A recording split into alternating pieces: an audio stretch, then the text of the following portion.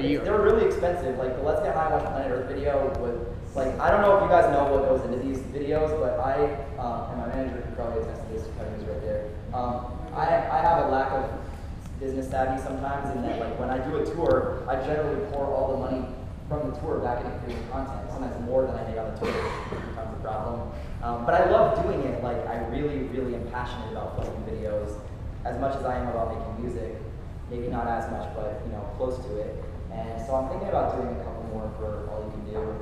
I had an idea because I haven't done, I don't know if it's going to materialize or not, but I haven't done videos for the 2 love songs in the album, or songs about love, the one and Boomerang, yeah. So I was thinking it might be cool if I did, if I released both of them together on Valentine's Day, and I had like one video that was for the people who really believe in true love, and one for the cynical people who are single. You know, and I do like a digital Valentine's card, and people can pick whether they're the wishy type or whether they're the cynical type, and they can send, you know, one of the videos to their choose your own story, yeah. And have the 2 videos kind of relate to each other in some way. So I was thinking about doing that. It's going to come down to time and money, you know, because we're basically rolling from the U.S. tour. This is the first stop tonight, and we're going until December 6th when we play LA, and then immediately going to Australia.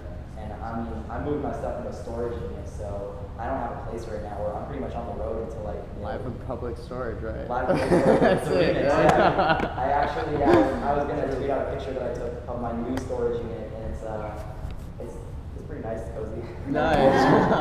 But I like it. I mean, it's totally by choice. Like this is my dream, is to do these tours, and we did it. But nothing like the first time tour in 2012. It was mind blowing to me that we were actually getting to play with a whole band. I spent like 5 years doing shows similar to this one.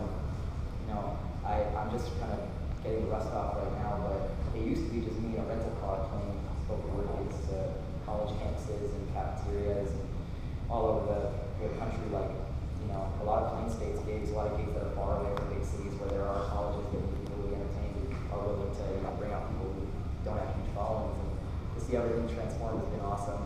I don't really know like what beyond a year from now or so holds. Like, I'm not going to stop creating things, but I don't know what that's going to be exactly. What's up? I've got a second question. What's up? You have a second question? Is that, I'm sorry to interrupt. No, I don't know. No, I figured this was a pretty like. No, it's open forum. Yeah, whatever. Are you working on something next? I mean, and how long did it take for you to make? How long have you been working on that? All you can do? Yeah. I mean, the thing is, I had some seed ideas, but really like I didn't start working on it in earnest until after I got back from the Carver Castles tour, and I had about 5 months off. I tried to make sure that like I was being honest about the experiences that had happened in the past year, and that I was really letting myself reflect on them. So I think it's important to have time to like grow as a person, so that I can come back with a fresh perspective instead of just doing the same thing that I did before. Like if you like a lot of the poems that I did just now are older ones. They're ones from years and years ago, and I think in some ways my perspective's changed a little bit. Some of the poems that maybe you guys are familiar with and want to hear, I didn't do because they're going to be part of the music set later tonight, like Tiny Golden Screens and Cannonball and stuff. And my perspective's changed since I wrote those. In some ways, I think that like getting a little older has added, I don't want to say more cynical elements. I still don't think I'm a cynical person, but it's a little bit less like straight down the middle, like rah rah rah puppy.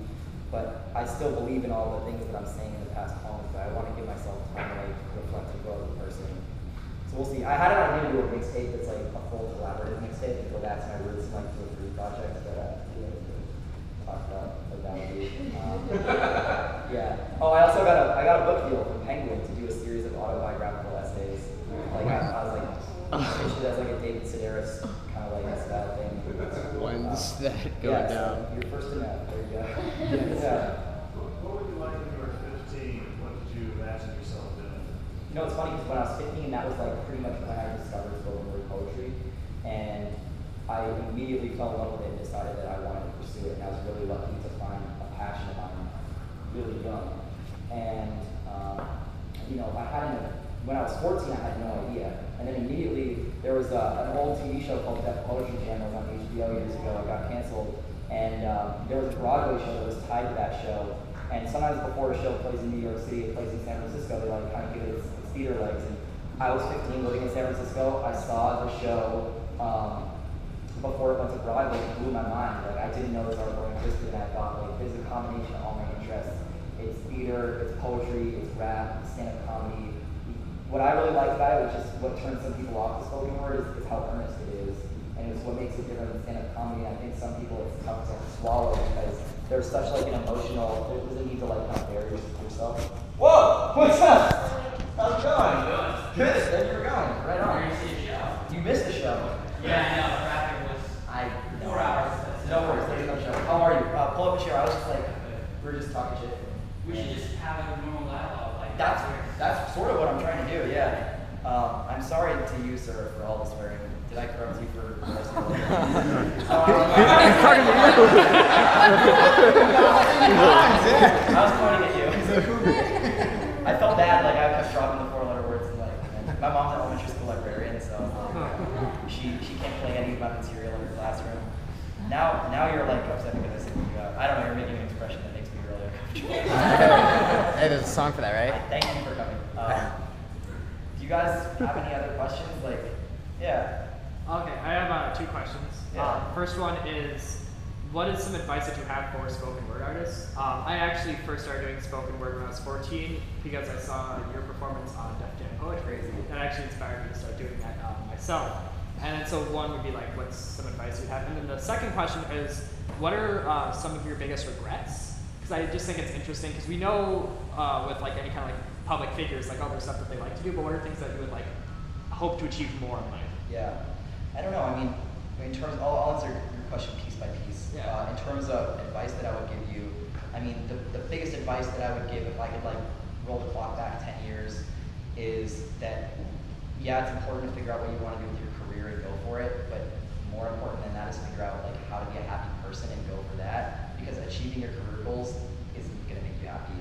And so like you have to be able to like really face the things that you're afraid of. And I think sometimes work can be a destructive addiction. And for me, like, I'm not an alcoholic. I don't do tons of drugs. I recreationally do occasionally, but like very moderation. And I think that the thing that I cling to as the thing that, you know, can sometimes give me positive reinforcement is working hard and like succeeding in my career, and that I've let other things in my life not be as important. And I think that, you know, that's the main thing. And if you are able to really figure out why it is you want to do what you want to do, like why do you want to do spoken words? To connect with people. I'm not asking, I'm more rhetorically asking it. Oh, okay. But, you know, I'm curious to know, you know, like, Yeah. is it connecting with people? Is it being famous? Is it like writing great work? No, it's not at all the fame aspect. What it is it's just right now, like I'm undeclared, like I'm just an incoming freshman. Are you here in Yeah, at San UCSD. Yeah, But the cool. thing is, I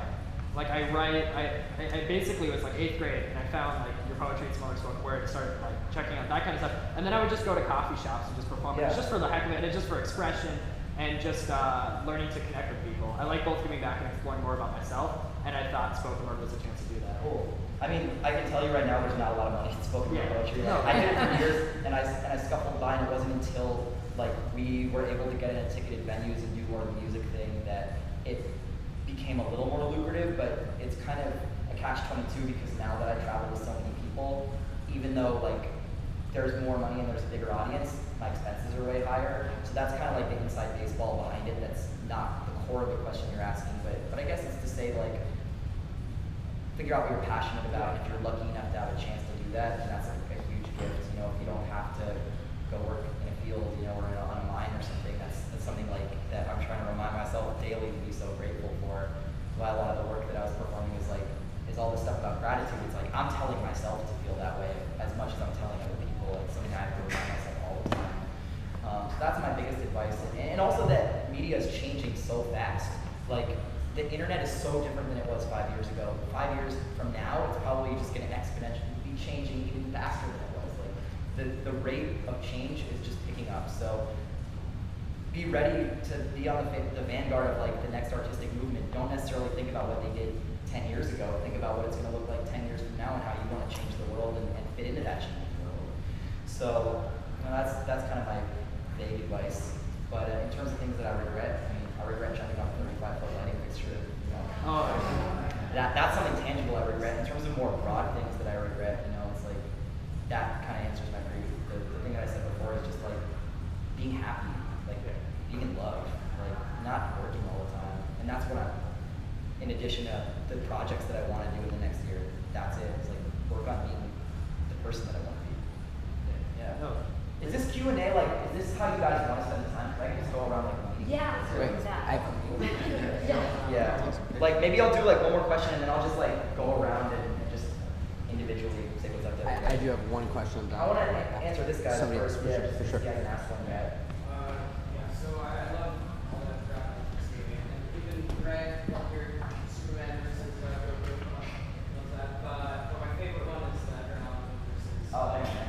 Yeah, and do you have any good plans to do like next year in the future? Or? Maybe, yeah. If you asked me to, I would definitely do it. It's a matter of like the reason that I love doing those rap battles is, and I've made like a purposeful effort in the last few years to make sure that my videos are like real songs, that I'm putting out poems and songs and using my internet presence for the like substantive work that I want to be doing rather than like trying to just emulate the first video that got lots of hits and then try and go back to that. But the reason I love doing rap battles is I get to like become this literary character, and so I purposely picked two people whose work I really love and who have like really recognizable literary styles to get to like try and become Shakespeare and connect out with a really fun challenge. And I think if I did it again, I'd want to pick another literary character whose voice would be really funny and have it. So I don't know who's left.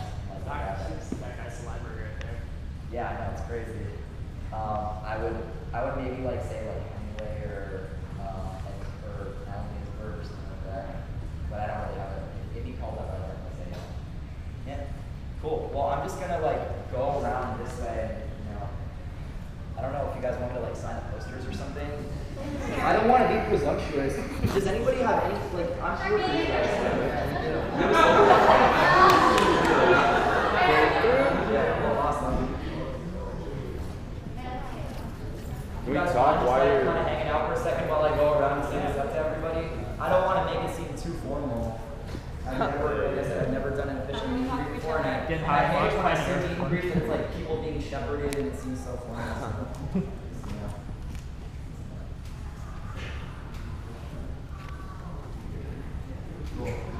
That was really fucking awesome. Yeah, cool. Yeah, he was saying he's sorry for cussing in front of you. He asked if you cared. Throwback.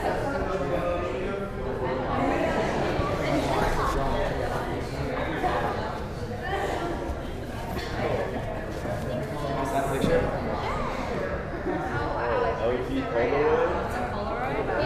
I hope my car is still there, dude. Authorized vehicles only. I'm gonna move it. Throwback. This is tight. It's like you can color it in how you want. I hope you had a good time. Sign it. Silver drop the shirt. Silver shirt. This camera sucks. What? I said this camera sucks. Yeah. Oh, thanks. It only breaks in selfies. Yeah. We got time to check this beard out. Thanks for bringing it. I was gonna say, it just makes you think, and you looks at you, looks at everybody, you fucking thinks. It's just like, you know what I'm saying? Tell me something. You recorded the whole show. Are you from Massachusetts? Cool. Can you go there? Almost, the battery's almost dead, but it recorded the whole thing. What's up? Is that a cool show? And then we get to go to the concert after this. What? There's a whole concert after this. Hey, are we gonna leave till like... Huh? Are we gonna leave like till like really late? Yeah.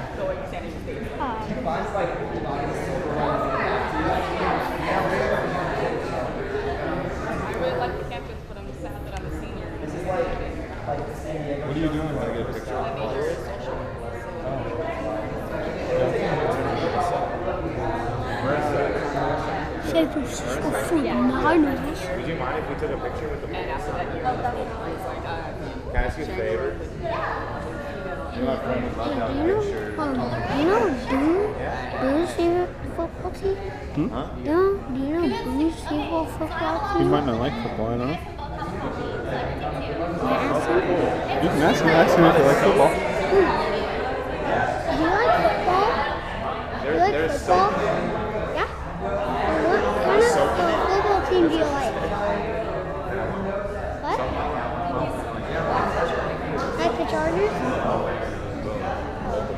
He doesn't care enough to like me. Is it I said he doesn't care enough to like me.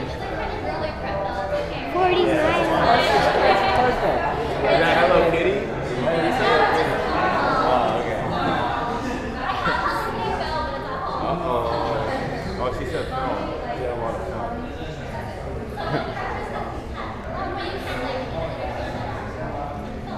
Wait, so the Huskies are a professional football team? They are college. College.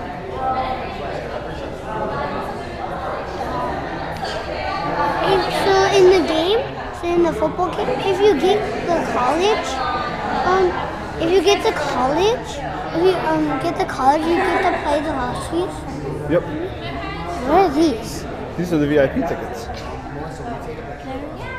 How are you? 7, Thank you for coming.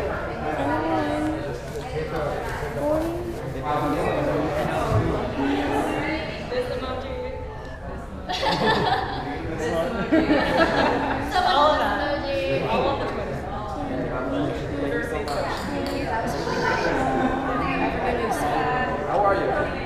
Good to meet you too. Ask if he remembers you from the before. Ask him if he remembers you from the Warped Tour. Here we go.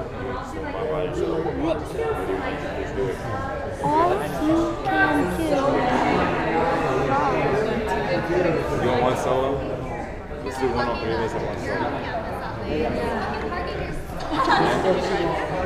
Actually, about a shit. I'm actually trying to get the share with me already, and I want to. This guy introduced me to you like a couple months ago. Right on. You enjoyed it? Really appreciate it. You ready to stand up? Plus here. I'm reading that. Yeah, and then the show's gonna be totally different. The low energy. You're going to sign this too.